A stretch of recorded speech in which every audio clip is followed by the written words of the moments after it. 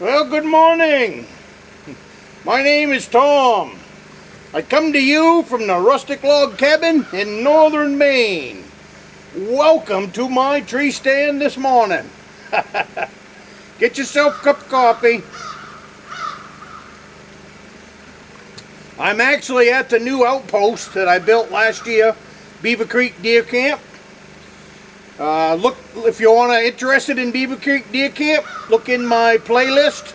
You'll see Building Beaver Creek.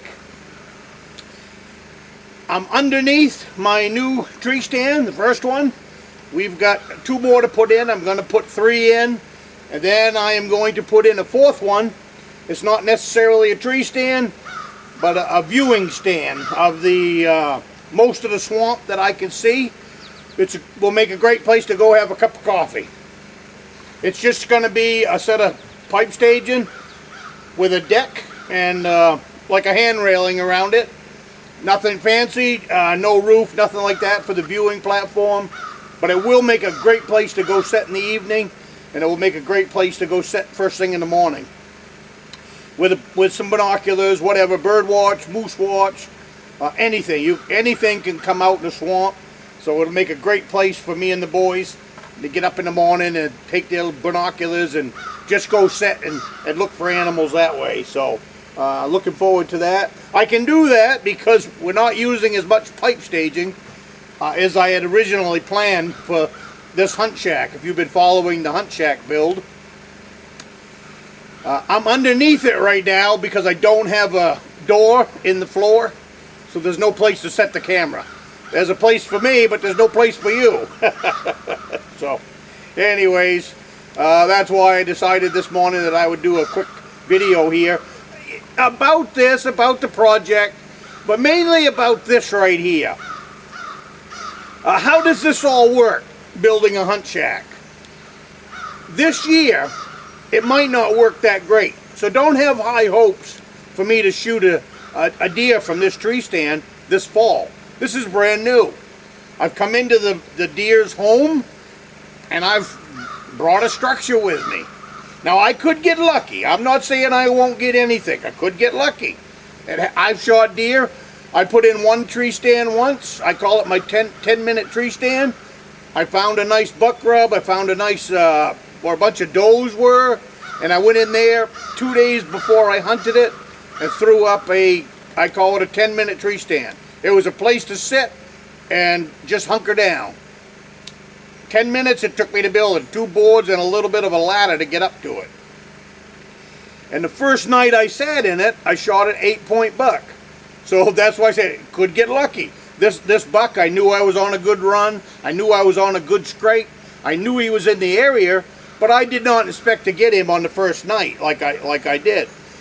Just before dark, he come through like a freight train, nose on the ground and snorting like a pig. And one shot and I had him. So, yeah, well, let's hope that happens. But reality is, you place these tree stands like this, whether it's that's why I don't ever place a tree stand that's not a permanent one. I don't hunt with portable shacks. I never have. I won't say never. I've got a couple tree climber. I have one tree climber. And then I do have a store-bought stand, but it's been sitting in the woods for 10 years. I don't retrieve them. I know, but most of the time I'm either hunting on land that I have permission from, or I'm hunting on my own land. So I don't have to retrieve them. Because this is how I feel about a tree stand. I call it a tree stand has to ripen. What does ripen mean? Ripen means that the deer have to get used to it. So I'll build this thing now. It's going to set here until November, so that's another 3 months away. It's going to set here quiet after that once it's built. I got a couple odds and ends I need to do to it. I need to put some windows in, and I need to put a door in it so that we can have the rest of the floor space. But after that, this hunt shack's going to set idle. It's going to set quiet.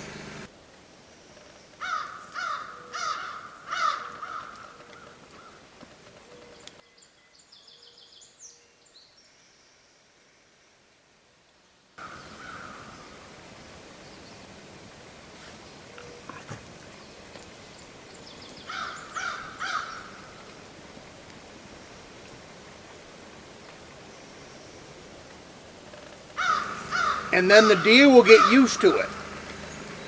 One of the main trails comes right down through this Christmas tree thicket before they step out into the open. And my other trail, my main four-wheeler trail now, goes right past this. So my hope is, as the trail ripens, the four-wheeler trail, they'll get used to that and they'll start using it. And they'll get used to walking by this. And I buried it in these fir trees. You see all this live camouflage around me? I'll take you out and show you what I look like from 20 yards away. I picked this spot because it's all small Christmas trees, spruce trees. And I'm going to trim them as they grow to keep fattening them up. Cut the tops off and the bottoms will fatten up, the limbs will grow. When I get up around the window area, I'm going to keep the tree alive and just trim the limbs away so that I've got shooting lanes. But I want this stuff to grow. I want it to grow in thick, thick, thick. And this tree stand will become part of the forest. I built it out of pressure treated floor, steel roofing sides, watertight. I've set it on 18-inch round cement pads. So all I've got to do is keep it level, keep it flat, you know, a little bit of maintenance each year to make sure everything stays good. And this tree stand will sit here for years and years and years. Each year that it sits here, it gets a little bit more ripe. And what the deer will start doing is they'll start even coming into this brushy area even more and more. So the more this thing sits here, the better it gets. That's why I'm doing such a good job on building them, because I want to be done with this. And when I'm finished on this site, there will be 3 tree stands just like this one and one of the viewing platforms. And then, you know, a few benches here and there. I've got a couple of spots that overlook the swale grass that are really, really nice. So I'll put in a couple benches there for going to have coffee. And speaking of having coffee, have a sip of coffee with me. If you can hear a fan going in the background, it's because you do. 95 degrees here yesterday with humidity. And it rained last night, so it's going to be really humid today. So on today's schedule is get this place tied down. As far as working on this one, that is it.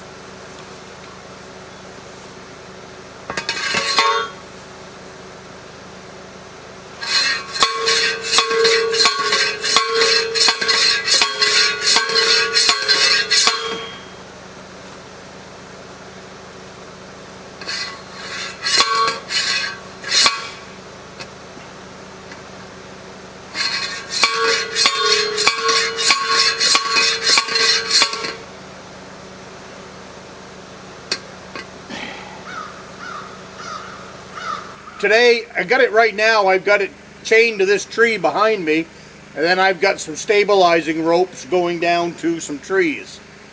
You need to tie these things down. It's just like a fish house on a lake.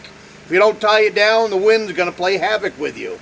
So what I'm going to do is I've got some 5-foot steel pipe that I'm going to pound into the ground, and then I'm going to be running cable from the top of the pipe station down to the ground and anchoring it to the ground just like I would anchor a fish house on the lake.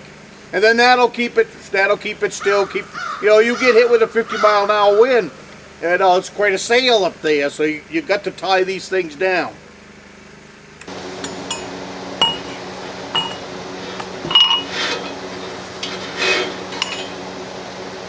Put black tape on your cable.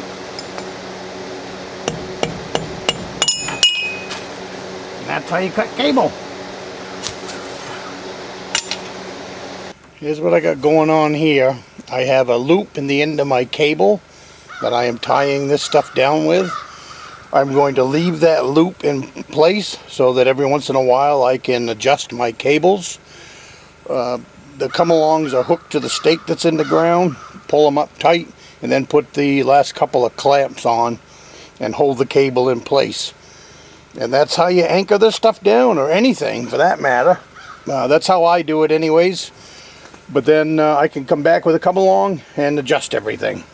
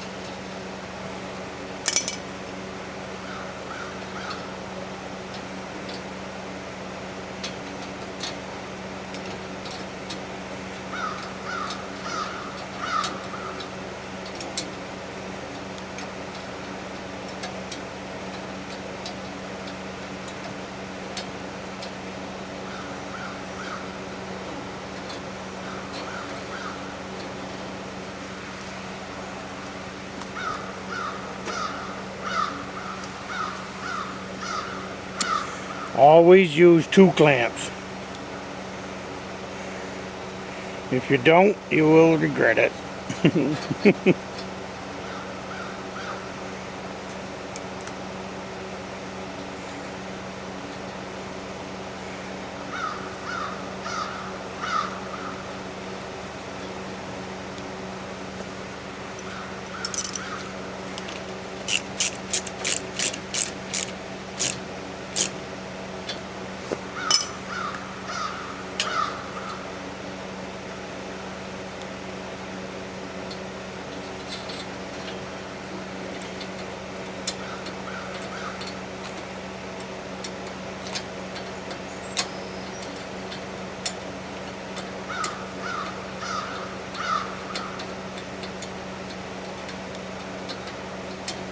Now I can take my come-along off. Isn't that easy? And just this side has stiffened this place up.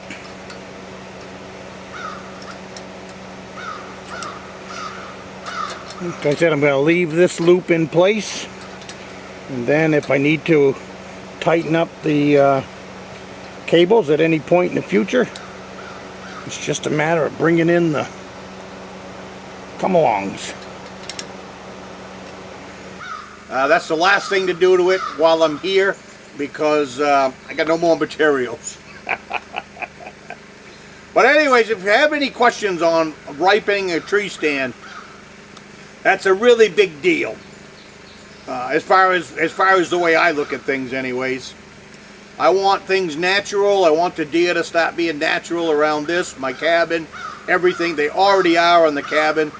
I set up a game camera over there at the cabin, and it's got deer after deer after deer walking right down by it with no problems at all.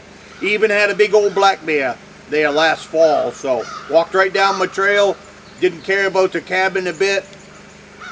So that's exactly what we want. We're way back here in the woods, so having them getting comfortable is perfect. Now, one other trick that I have, and I'll be doing that right now, is underneath this floor, I'm gonna put a piece of wire up there, so that when I'm done at the end of a day or at the end of a trip, I'm going to take my t-shirt off and I'm going to put on a fresh t-shirt, and I'm going to hang that t-shirt from the bottom of this hunt shack. Why? Why are you doing that, Mr. Tom? Well, I'm just being funny. I've been in here for 4 days by myself. The reason I'm going to hang my t-shirt from there at the end of the day, a nice dirty one, I want it to stink. I want it to smell just like me. And if I do that for the next 3 months, what do you think is going to happen? In my thought process, the deer are going to associate this hunt shack with that smell, which is me. So once they get used to that smell, and they get used to this tree stand, it all falls into that ripening process. I want them to associate that smell with nothing. They'll know it's me, but they won't know if I'm in it. You get me? They'll smell this smell. They'll smell it every time I come in here. I'll drop off a fresh t-shirt, a fresh stinky one. That way, when I'm sitting in it, I'm not concerned with, I am concerned with the wind direction. I always play with the wind.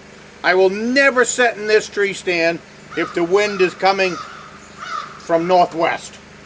Never.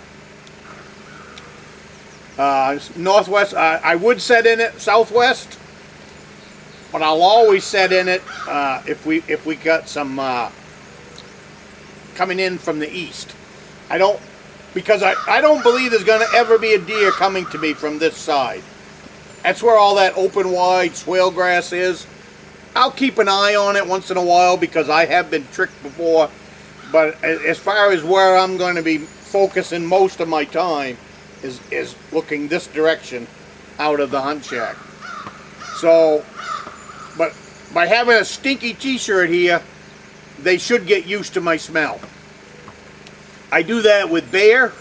So by them getting used to my smell, it's just all part of the process of conditioning them deer to associate that smell with no danger at all.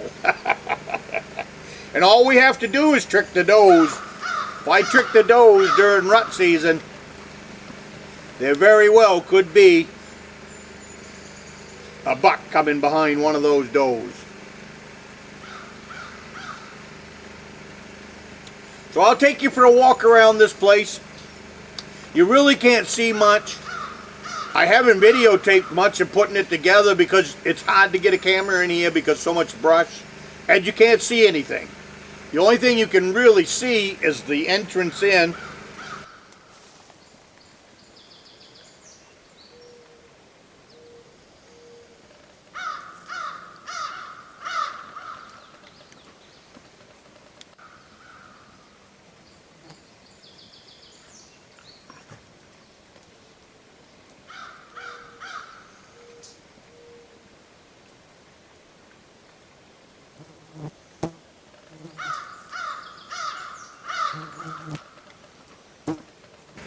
And when you get 20 yards away, you can only see a little bit of the hunt shack.